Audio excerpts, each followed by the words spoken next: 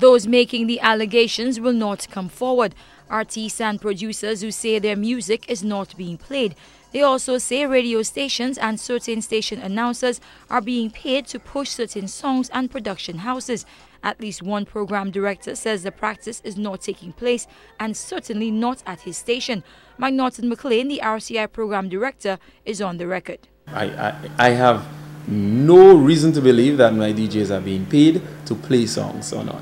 I was on the radio just a few years ago and have never ever been approached. McLean is not supported by the program's manager at Radio 100 Helen FM. Andre Paul says pay for play is a reality on the local music scene. In fact, he would not guarantee his own announcers are not engaged in the practice. I can't say because, again, these things are done privately. I mean, we can't monitor what takes place in people's homes, you know, at the malls, wherever that they may meet. But as I said earlier, I do know for a fact that it happens, and I'm sure it happens across the board. Payola is paying a bribe to secure interest. In this instance, artists and producers paying DJs to play their music. It is a term one veteran broadcaster says St. Lucians do not understand. Jerry George says payola in its full definition may not even be familiar to those who engage in it. Nobody goes out to be dishonest about it, but I think, you know, when somebody offers you tickets, a trip, and stuff like that, you know, you have to sort of consider what is it that they're asking me in return. Now, some companies and some people go beyond that and say, okay, I'll offer a specific person, you know, these inducements, and that's when it becomes problematic. If it does exist, how do you prove it? Station logs are useful in this regard because they show what was played, by whom and how often. A number of those logs are submitted to the Hiwanora Musical Society. HMS General Manager Steve Etienne says for the stations that comply, he has never found evidence of payola. Generally speaking, the stations that we've mentioned, the Wave, the Radio 100s, the Radio St. Lucia, they have a pattern. They have a culture of playing a particular type of music, its own culture.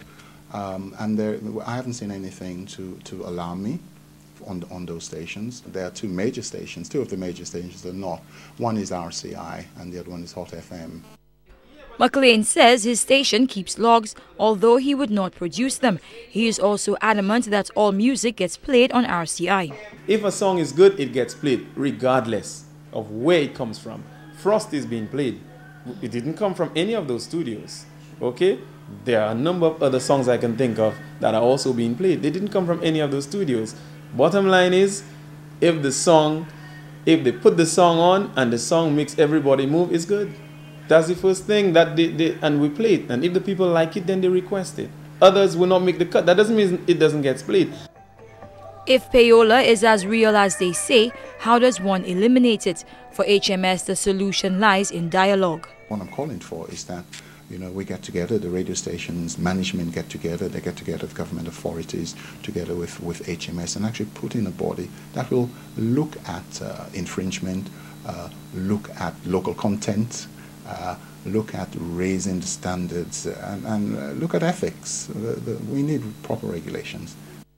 Jerry George supports the call for regulation. The best type of regulation is self-regulation, meaning that both myself, yourself, other persons involved in the media should always stop every now and then and check themselves and say, am I doing something that is going to either bring myself, my personality, or what I'm doing into disrepute? George has also called for clearly defined radio formats.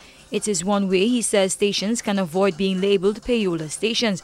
And while both stations say they use a format, only one uses it to separate what it says is the good from the bad. As long as the music is good, we don't have a problem. Everybody's welcome. As a matter of fact, I'm very happy when local artists, the music is played, and I feel proud as a St. Lucian to see that we've come such a long way in terms of the production that we have from our local guys. When a song comes out, they will play it. You will hear them playing it over and over and over again. That would give them an indication within the first hour of how popular that song will get. And it's on that basis that song becomes a song which is requested, and it will determine how often it is on the rotation. This is not an issue that pertains only to radio announcers. Party DJs are accused of taking bribes as well.